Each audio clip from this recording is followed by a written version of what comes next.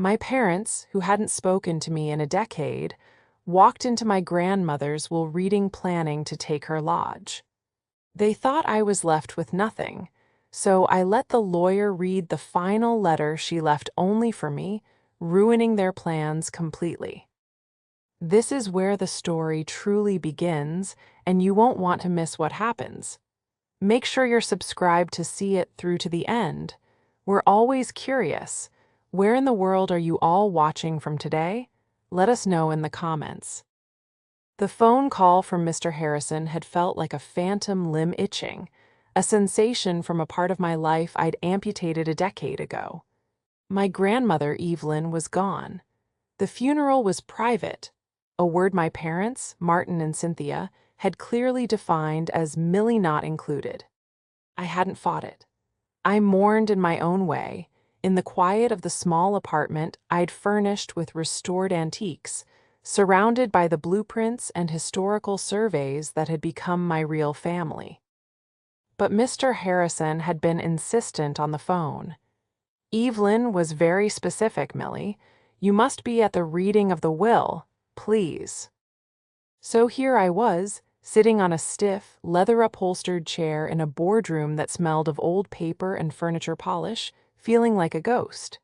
I was 29, but I felt 19 again, small, unwanted, and bracing for impact. I'd spent the last 10 years building a life from the ashes of the one my parents set on fire. I was Millie Thompson, a respected restoration consultant. I specialized in breathing life back into forgotten buildings, a skill I'd honed with bitter irony. I could fix anything but my own past. The door to the conference room opened, and the chill that entered had nothing to do with the weather. It was them. Martin and Cynthia. My father looked exactly as I remembered, only more severe. His suit was impossibly expensive, his silver-black hair perfectly coiffed. He was a man who didn't just enter a room, he appraised it for its value. My mother, Cynthia, glided in behind him, a whisper of designer perfume trailing her. Her face was a smooth, Botoxed mask of polite indifference. They were a match set, polished, cold, and entirely self-contained. They didn't see me at first. I was tucked in the corner, intentionally small. They were greeting Mr. Harrison, their voices the smooth, practiced baritones of people accustomed to getting their way. "Mr. Harrison, good to see you," Martin said, already pulling out a chair at the head of the table. "A sad day, of course. Mother was a force. We're hoping this can be concluded quickly. Cynthia and I have a flight to Aspen." "Of course, Martin," Mr. Harrison said, his face impassive.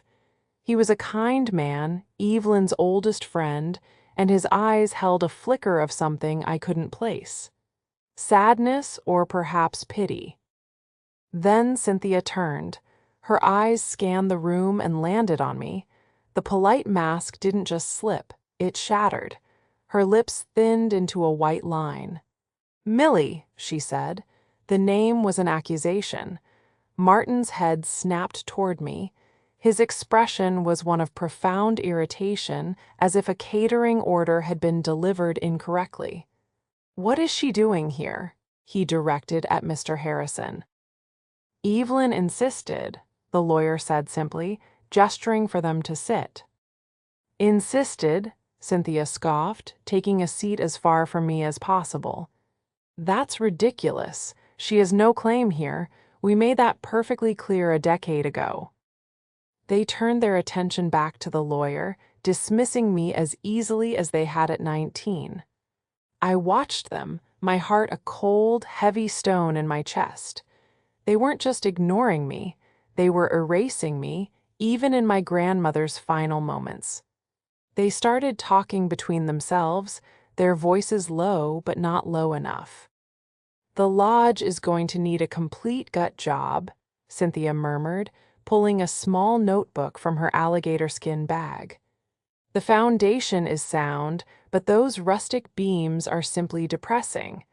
I'm thinking clean lines, floor-to-ceiling glass."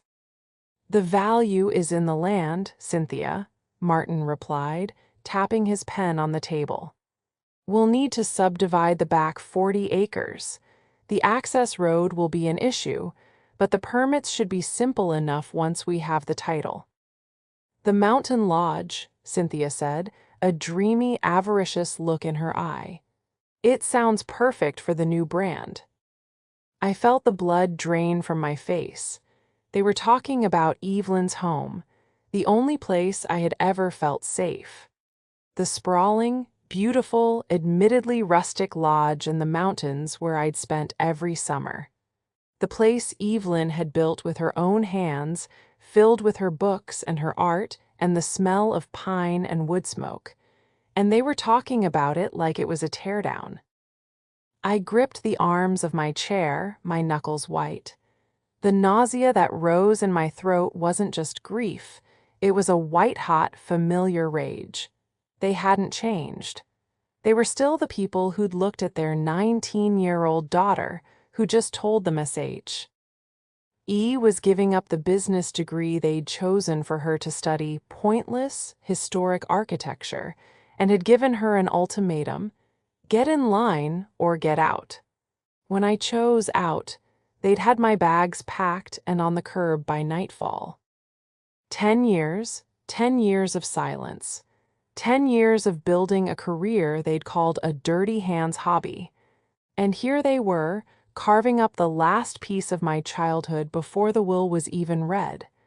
They hadn't just kicked me out, they had forgotten I existed. The betrayal was worse than the silence had ever been. The immediate aftermath of their entrance was a thick, suffocating silence, broken only by the rustle of Mr. Harrison's papers. I could feel their disdain radiating across the table. It was a physical pressure, a heavy blanket of contempt I'd spent my entire adult life learning to breathe under. My mother, Cynthia, deliberately angled her chair away from me, a physical snub that was as sharp as a slap. My father, Martin, was openly checking his watch, a heavy gold monstrosity that seemed to tick louder than my own frantic pulse. He was performing his impatience, letting the room know that this formality was beneath him. I focused on a watermark on the polished mahogany table, tracing its faint outline with my eyes. My hands were trembling, so I clasped them in my lap, digging my nails into my palms. "Don't you dare cry," I told myself. "Don't you give them the satisfaction."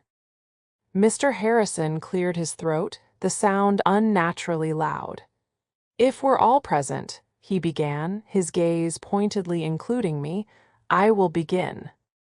"As I said," Martin interrupted, "we are on a schedule. We assume Mother left the bulk of her estate, namely, the lodge and the portfolio, to us, her only son. These things are usually straightforward." "Evelyn was many things, Martin," Mr. Harrison said, his voice dry as old parchment.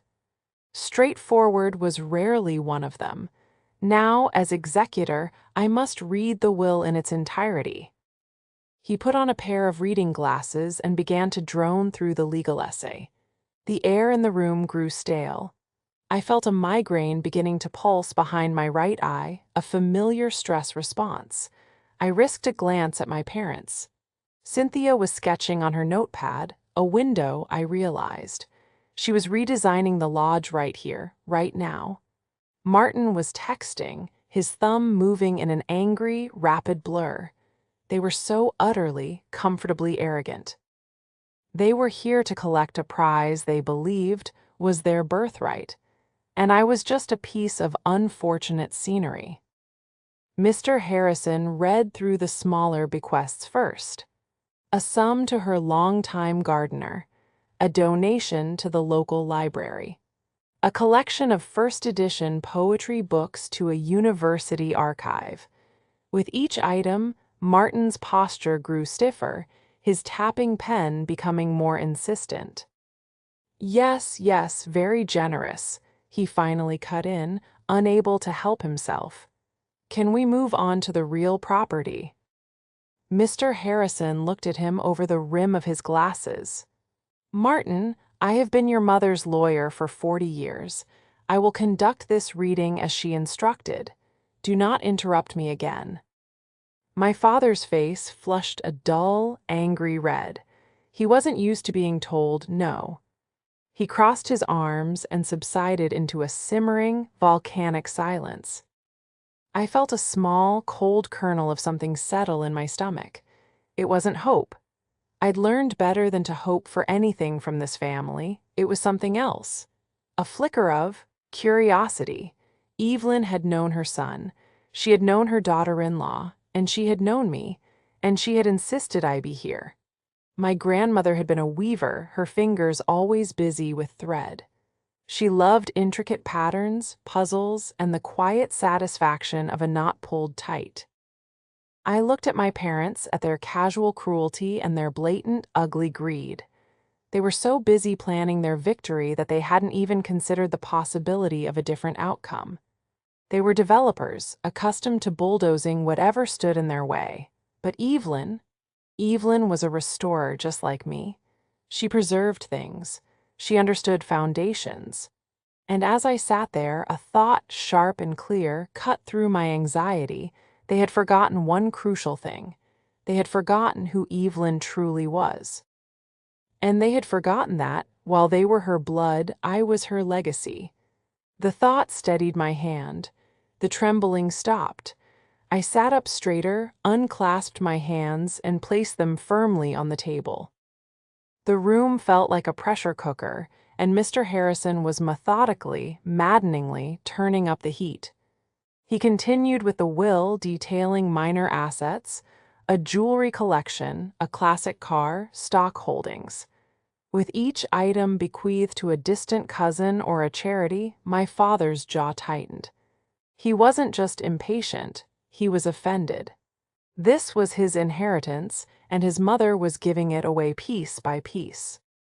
My mind drifted from the lawyer's voice to the memory of the woman he was describing.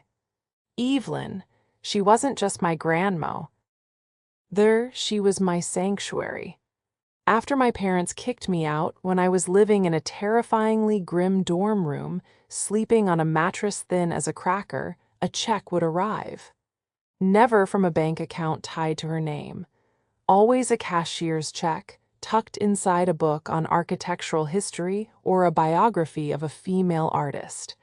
The note would be simple: "Keep building, Millie. They can't tear down what's in your head." She was the one who had taught me to see the bones of a building, to respect the craftsmanship of the past, while my parents were pushing me toward corporate law or finance. Professions with prestige. As my mother would say, Evelyn was teaching me to mix plaster, identify wood rot, and read a blueprint. "Your father," she'd told me once, stirring lemonade on the lodge's wide porch, "only sees the price of things. He's forgotten how to see the value. Don't you ever make that mistake."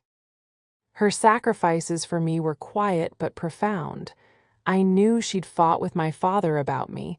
I'd overheard the phone calls. "She's a child, Martin. You can't just throw her away."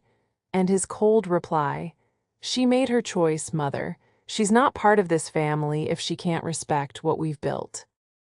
What they'd built. My father, Martin, was a luxury developer.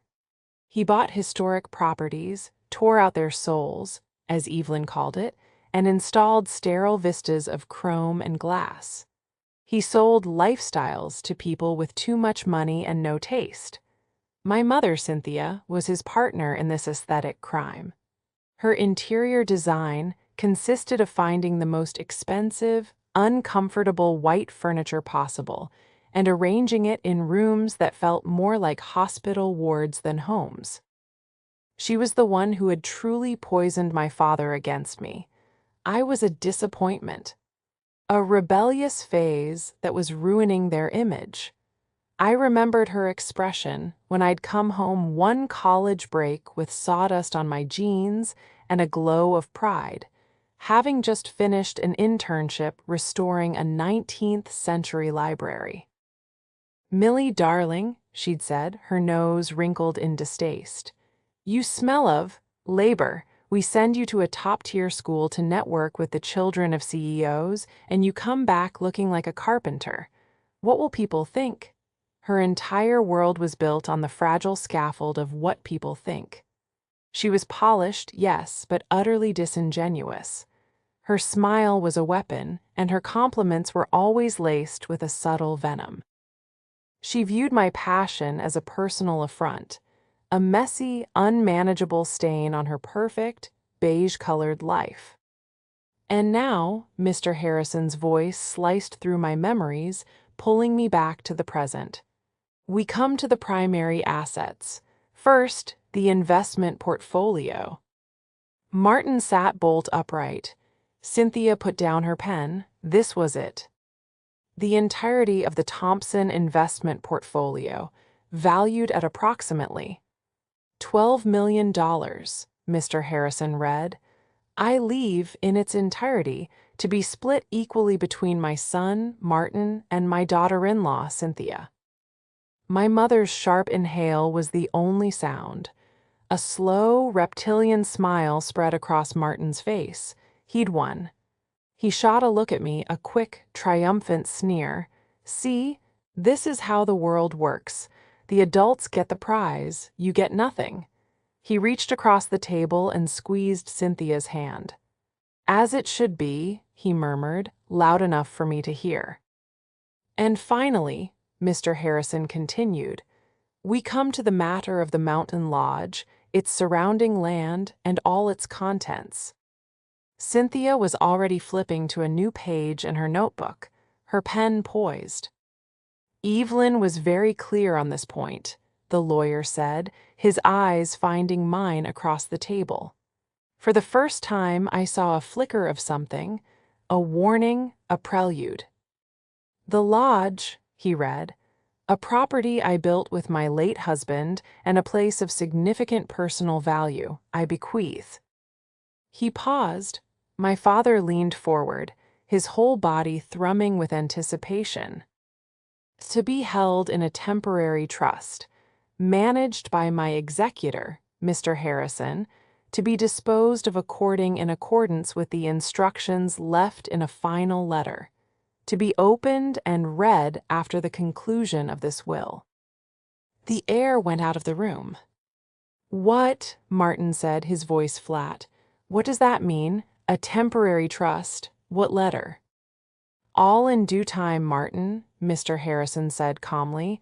The will is concluded, but Evelyn left two other items. First, a letter for you and Cynthia, and second, a letter for Millie. He slid two envelopes across the table. One was a standard, business-sized envelope addressed to Martin and Cynthia in Evelyn's elegant, spidery script. The other, the one he slid toward me, was a thick, heavy vellum envelope tied with a black ribbon and sealed with her personal wax stamp. It just had one word on it, Millie. The moment that heavy vellum envelope touched my fingers, a jolt went through me. It was warm, as if she had just handed it to me herself. I stared at her familiar, looping handwriting, the M of my name drawn with a confident flourish. Across the table, my father snatched their envelope. He ripped it open with an impatient, tearing sound that set my teeth on edge. I watched them as they read. My mother's perfectly plucked eyebrows drew together. My father's face, which had been smug and triumphant just moments before, began to darken. He read the short note, then read it again, his lips moving silently. This is absurd, he finally spat, slamming the letter down on the table. A waiting period? What is this nonsense? Cynthia looked frantic. She's instructing us to wait for 90 days before the trust is dissolved and the lodge title is transferred to us. Why? Evelyn's instructions are clear, Mr. Harrison said, his voice a calm counterpoint to their rising hysteria.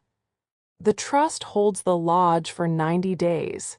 After that period, it passes to you, provided, he added, You have met the conditions. Conditions? Martin's voice was rising. What conditions? They are personal, Mr. Harrison said, glancing at me. I believe your mother was encouraging a period of reflection. Reflection? My parents hadn't reflected on a single thing in their entire lives. They only acted to acquire, to demolish, to possess.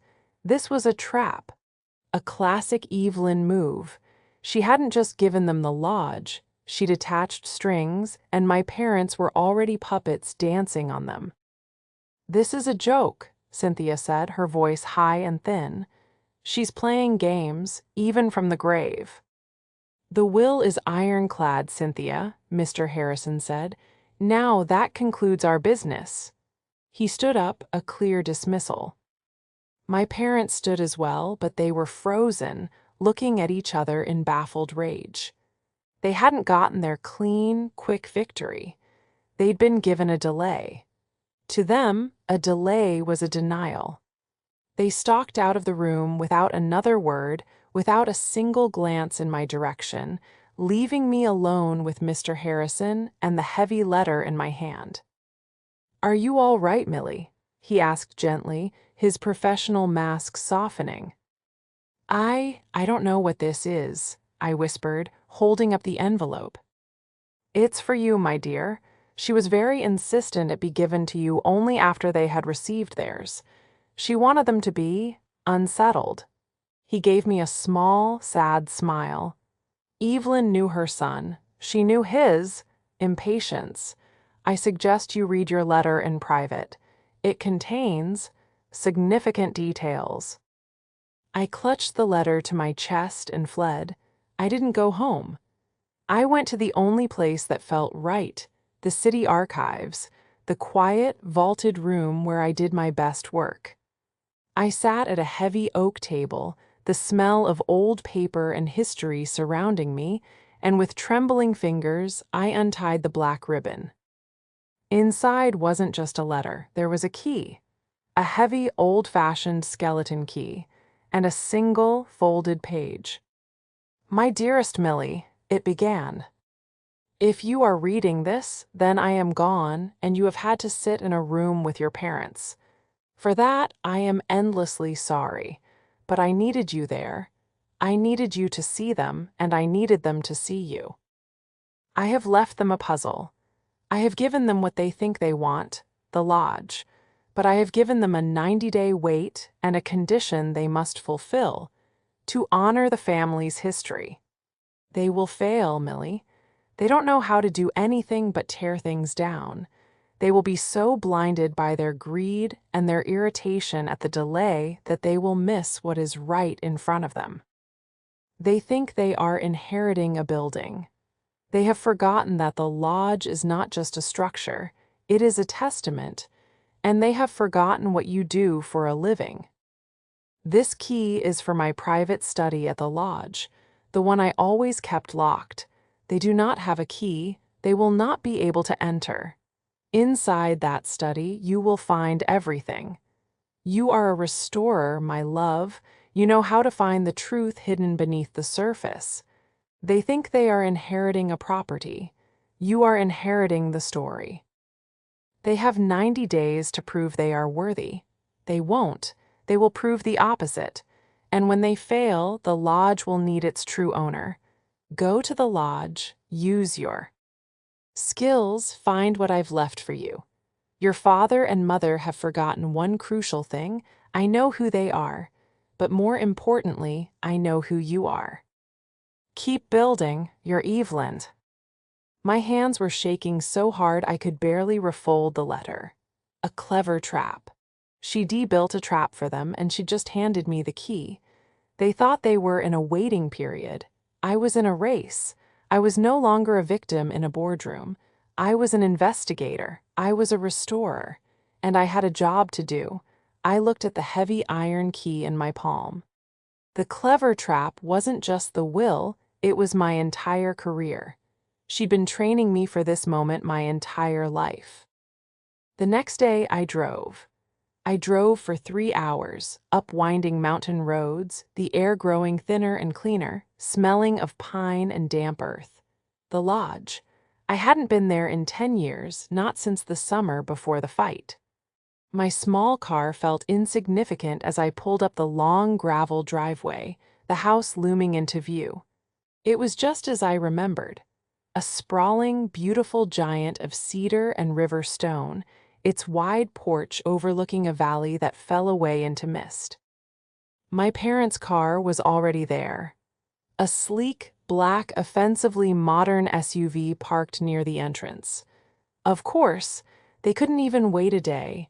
They were already here, appraising, planning their demolition. I parked behind them, took a deep breath, and got out. I found them on the back deck with a third person, a man in a sharp suit holding a clipboard, a contractor. "The entire wall has to go," Cynthia was saying, gesturing dramatically. "Glass, all of it. We need to open up the view. This dark wood is suffocating." "The load-bearing beams might be an issue," the contractor said, tapping a support column. "Then replace them with steel," Martin snapped. "Whatever it takes. We need this ready for market analysis in 90 days. They hadn't heard me approach. "It's a post and beam construction," I said, my voice clear in the mountain air. All three of them spun around. My mother's hand flew to her chest. "Millie, you startled me. What on earth are you doing here?" "This isn't your property," my father said, his face hardening into the familiar mask of anger. "You heard the will. This is ours." "It's in trust, actually," I said, walking past them toward the main door. "For 90 days, and grandmother asked me to check on a few things." "There's nothing for you here," Cynthia said, following me. "This is a private matter. We're consulting with our designer." "You mean your contractor?" I asked, looking at the man, who now seemed deeply uncomfortable. "You're planning renovations, then, already?" "We're preparing," Martin said, crossing his arms. "It's what sensible people do. We're honoring her memory by improving the property, increasing its value." "Honoring her memory," I repeated, the words tasting like ash. "By tearing out the beams she and Grandpa put in by hand, by replacing her library with a wall of glass." "It's called modernization, Millie," Cynthia said, her voice dripping with condescension. "Something you, with your hobby, wouldn't understand. This isn't a museum, it's an asset." "You're right," I said, stopping in front of a heavy, carved wooden door just off the main hall. "It's not a museum, it's a testament." "What are you doing?" Martin demanded as I reached into my pocket. "That's Mother's study. It's been locked for years." "I know," I said. I produced the heavy iron key. The color drained from my father's face. My mother's eyes widened, her gaze fixed on the key in my hand. "Where," Martin said, his voice dangerously low, "did you get that?" "She left it for me," I said, sliding the key into the lock. It turned with a heavy, satisfying clunk. "She left me a letter, too. Did you get a letter?" The look of pure, unadulterated shock on their faces was better than any inheritance. I had revealed the first piece of information, the first crack in their perfect, arrogant facade. I had something they didn't. I had a key. What letter?" Cynthia stammered. "What did it say?"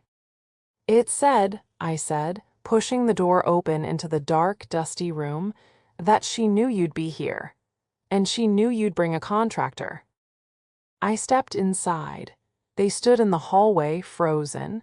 They were furious, but more than that, they were afraid. For the first time in their lives, they were not in control. I had a key to a room they couldn't enter, and it was clear from my face that I knew something they didn't. Their simple 90-day wait had just become a nightmare. Their poorly executed threat was their own assumption. They had assumed I was nothing, that I had been left with nothing. "You have no right," Martin finally bellowed. "I have a key," I said, turning to look at them from the darkness of the study. "Grandmother gave it to me. That's more right than you've ever had." I shut the door in their stunned, furious faces. I locked the door from the inside. My heart was hammering, but my hands were steady. The study was exactly as I remembered it from my childhood, only shrouded in dust. It smelled of old books, her perfume, and dry pine. This was her sanctuary. Sunbeams, thick with motes of dust, cut through the gloom from the shuttered windows.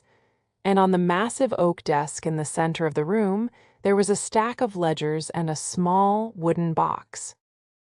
I spent the next 2 days in that room. I slept on the small cot in the corner just as I had during childhood sleepovers. Outside, I could hear my parents. They paced, they argued. They made furious, loud phone calls to Mr. Harrison, who, I assumed, calmly told them the same thing. The trust is in place. Millie has a right to be there. They even had the contractor jiggle the handle, but the old lock held firm. They were desperate, and their desperation was making them sloppy. The ledgers were not just household accounts. Evelyn had been meticulous. She had documented everything. Every check she'd sent me for tuition. Every receipt for the business loans she'd given my father over the years, loans he'd apparently never paid back. But the real treasure was in the wooden box. Inside was a thick sheaf of papers, bound in ribbon. It was a formal report. A historic structure report for the Mountain Lodge, compiled by a professional firm. It was dated just 6 months ago. My grandmother, knowing her health was failing, had commissioned a full-scale analysis of her home. Attached to it was another document, an application, filled out but not yet filed, for the lodge to be placed on the National Register of Historic Places. My breath caught. This was the clever trap. The application detailed, in painstaking academic language, the lodge's unique architectural significance, its irreplaceable post and beam joinery, and its cultural importance to the region. If this was filed and approved, the lodge would be protected. It could never be gutted. The wall of glass and steel beams my parents wanted would be illegal. Any alteration would have to go through a rigorous, expensive approval process, a process I, as a restoration consultant, knew exactly how to navigate, and a process they, as developers, would find impossible. Evelyn hadn't just left me a key, she had left me a nuclear weapon. I found the final piece at the bottom of the box. A personal letter from Evelyn to Mr. Harrison. "In the event of my death," it read, "give Martin and Cynthia their 90 days. Let them show their hand. If they attempt any alteration, any demolition, or bring a single contractor to my home with the intent to destroy, you are to file this application immediately, and you are to give the second copy to Millie. She will know what to do." A second, identical application was beneath the letter. My copy. I spent the next week building my case. I left the lodge and drove back to the city. I didn't just read the report, I memorized it. I cross-referenced it with my own professional knowledge, adding my own notes, preparing my own expert testimony. I contacted the State Historic Preservation Office to understand their current backlog and filing requirements. I was no longer just a granddaughter. I was a professional preparing for a legal battle. The second confrontation happened at the lodge a week later. I'd arranged to meet Mr. Harrison there. My parents, having been informed of the meeting, were waiting on the porch, their faces like thunder. "This has gone on long enough," Martin snarled as I walked up. "We've had our lawyers review the will. This waiting period is tenuous. We are the beneficiaries." You are, Mr. Harrison agreed, stepping out of his car, holding his briefcase. But you haven't met the conditions. What conditions? Cynthia cried, her voice cracking. The letter was vague. Honor the family's history. What does that even mean? We're here. We're planning to make the property better. I believe, I said, stepping forward, that this is what she meant. I held up the bound historic structure report. My father looked at it confused. What is that? A book? It's an inventory, I said, my voice cold and precise. It's a complete report on the historic and architectural significance of this lodge. A report your mother commissioned 6 months ago. The one, I added, that forms the basis of this. I held up the second document, the application for the National Register. My mother, Cynthia, the interior designer, understood first. Her face went bone white. She literally stumbled back a step. No, she wouldn't. My father, the developer, was a moment behind. He snatched the application from my hand. He read the title, his eyes scanning the first page. The color drained from his face, replaced by a dark, apoplectic purple. You did this. This is your doing, you ungrateful. I did nothing, I said, my voice ringing out in the clear air. She did. She knew you. She knew you'd bring contractors. She knew you'd see this place as a pile of lumber and a plot of land, not as a home. She knew you'd fail her test. This is a trick, he stammered, waving the paper. It's not filed, it means nothing. It's not filed yet, Mr. Harrison said calmly. Evelyn's instructions to me were clear. If you demonstrated intent to destroy the property's historical integrity, which you did, Martin, within 24 hours, I was to file. The only reason I haven't, he said, is because she left one final instruction. He looked at me. The spell was broken. My father was no longer the terrifying giant of my childhood. He was just a greedy, cornered man. My mother was crying, not from grief, but from rage. What instruction? Martin whispered. She gave the final choice, Mr. Harrison said, to Millie. The final showdown wasn't in a boardroom. It was on the wide, sweeping porch of the lodge, the place where Evelyn had taught me to paint, to read, and to be strong. It was 91 days after the will reading. The waiting period was over. Mr. Harrison had called the final meeting. My parents were already there when I arrived. They looked diminished. The last 3 months had not been kind to them. Their arrogance had curdled into a brittle, defensive anger. They had hired their own lawyers, who had, I knew, told them what Mr. Harrison had already made clear. The trust was valid, and the historic designation was a silver bullet. If I filed that application, their Mountain Lodge development brand was dead on arrival. The property would be locked in regulatory hell for years, and its value to them, as a teardown, would plummet to zero. They were sitting stiffly in the porch rockers.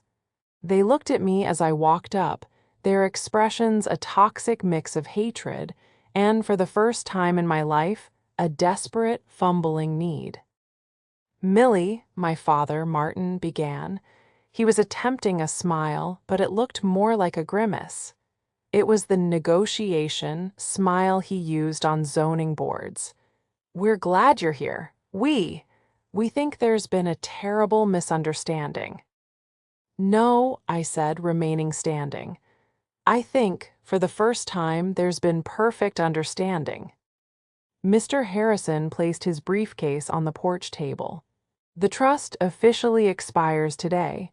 The lodge and its contents must now pass to a beneficiary. As per Evelyn's final instructions, we are here to determine who that is. Martin and Cynthia, or Millie. Us, Cynthia burst out, jumping to her feet.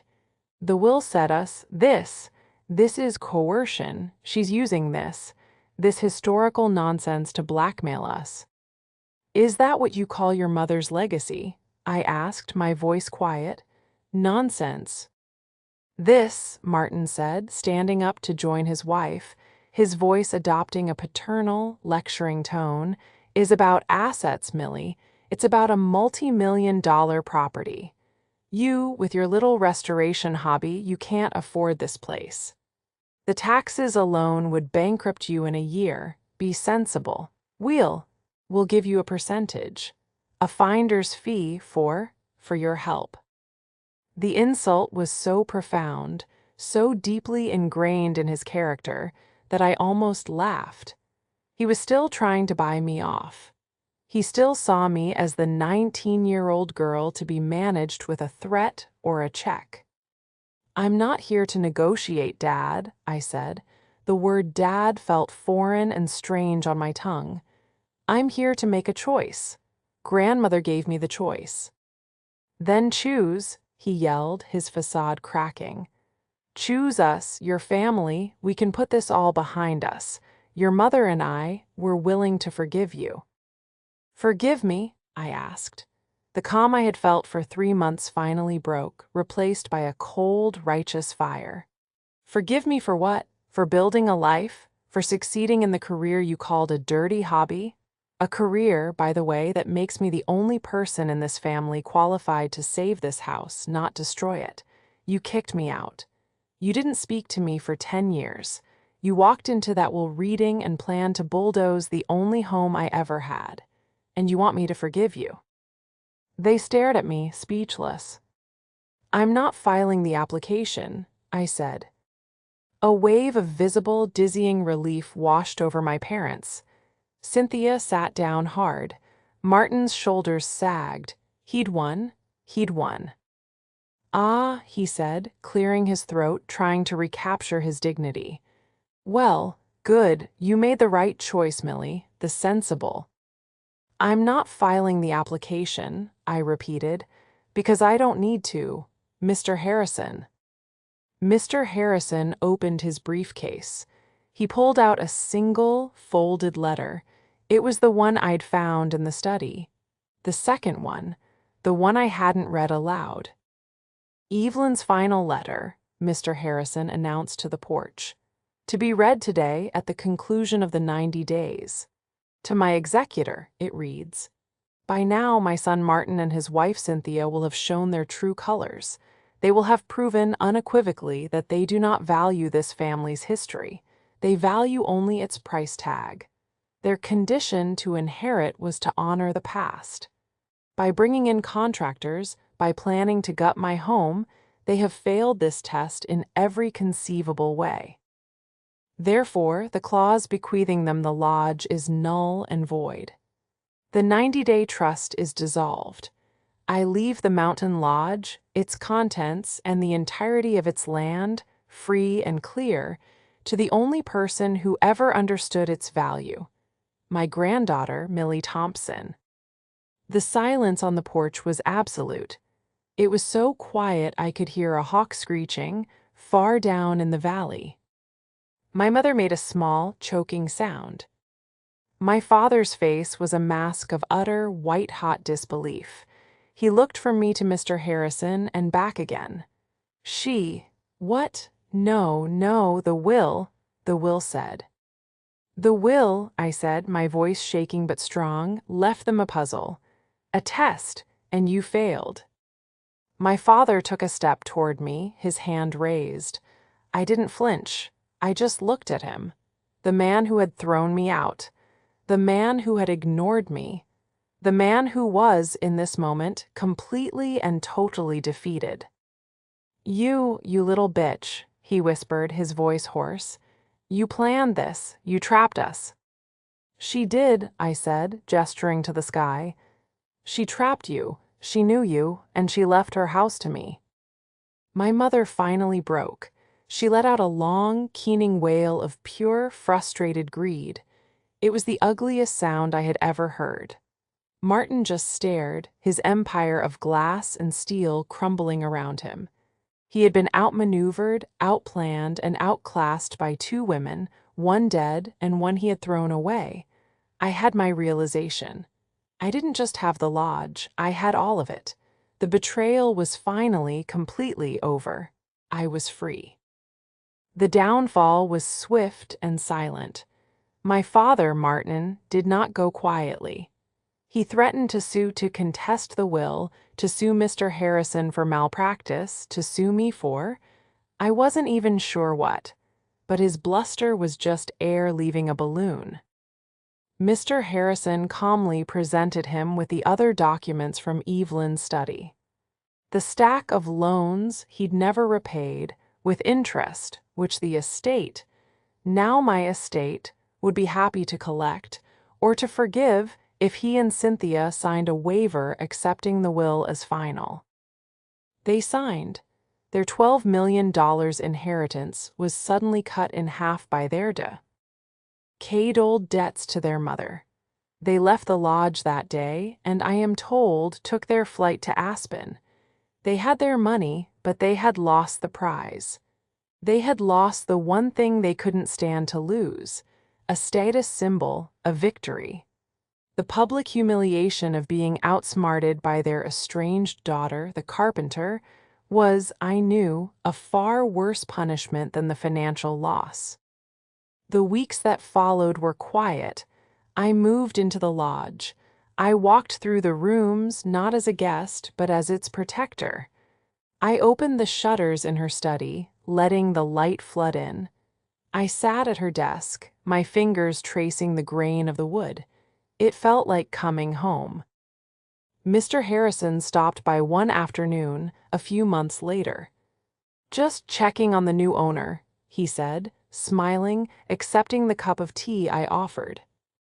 We sat on the porch, in the same rockers where my parents had faced their defeat. "She would be so proud of you, Millie," he said quietly. "She worried, that she was putting too much on you." "She was training me," I said, looking out at the valley. "All those summers, she wasn't just teaching me to fix buildings. She was teaching me to be strong, to see the value in things others discard." "Indeed," he took a sip of tea. "Your father, he and Cynthia have put their city home on the market. I hear they're downsizing, considerably. The brand they were building seems to have stalled." I felt a small, sad pang, but it wasn't grief. It was closure. They had built their life on a foundation of greed, and it was as unstable as they'd always claimed the Lodge S was. I used my own professional network not for revenge, but for restoration. I officially filed the application for the National Register of Historic Places. It was approved in record time. The lodge was safe forever. I began the long, loving process of restoring it, not as a sterile museum, but as a living, breathing home. My firm's new headquarters, a place for retreats, a place where history was the main selling point. One evening, about a year later, I was sorting through the last of Evelyn's books in the study. Tucked inside a worn copy of Pride and Prejudice was a final, small note, one I'd missed. It wasn't in an envelope. It was just a scrap of paper. "Millie, they will tell you that you can't live in the past. But they're wrong. You just have to know what's worth saving. You are, this house is, I love you. E." I sank onto the cot, the note clutched in my hand, and for the first time since it all began, I cried. Not for the betrayal or the anger or the fight. I cried from the sheer, overwhelming weight of being truly, completely loved. My parents had tried to erase me, but my grandmother had made me an heir. She hadn't just left me a house. She had left me a foundation, and I would spend the rest of my life building on it.